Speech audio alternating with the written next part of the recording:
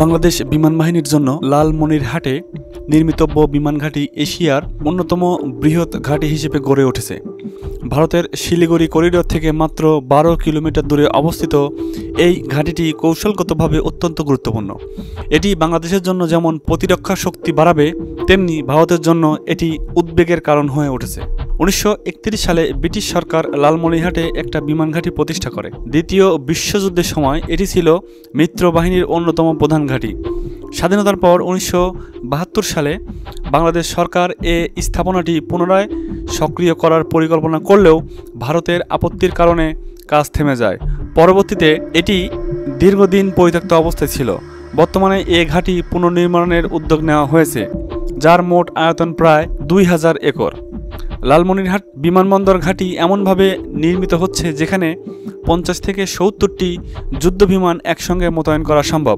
এর কাছাকাছি থাকা শিলিগুড়ি করিডোর, যা ভারতের মূল ভূখণ্ডকে উত্তর পূর্বাঞ্চলে 7টি রাজ্যের সঙ্গে সংযুক্ত করে, এ ঘাঁটিকে আরও কৌশলগতভাবে গুরুত্বপূর্ণ করে তুলেছে। মাত্র কয়েক মিনিটে এই করিডোরে আঘাত হানা সম্ভব, যা ভারতের পূর্বাঞ্চলের সঙ্গে যোগাযোগ বিচ্ছিন্ন করতে পারে।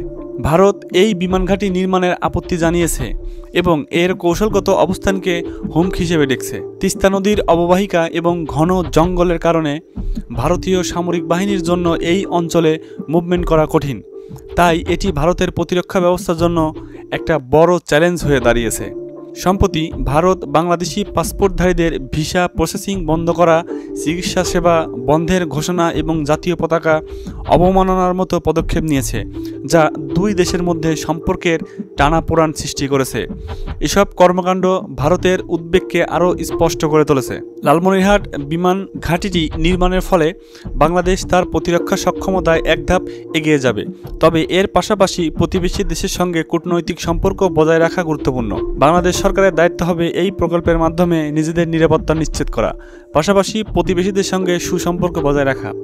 এই বিমান ঘাঁটির নির্মাণ বাংলাদেশের প্রতিরক্ষা এবং কৌশলগত দিক থেকে নতুন যুগের সূচনা করবে বলে আশা করা হচ্ছে। একই সঙ্গে এটি আঞ্চলিক নিরাপত্তা এবং কূটনৈতিক চ্যালেঞ্জও তৈরি করবে বলে মনে করছেন প্রতিরক্ষা বিষয়ক বিশ্লেষকরা।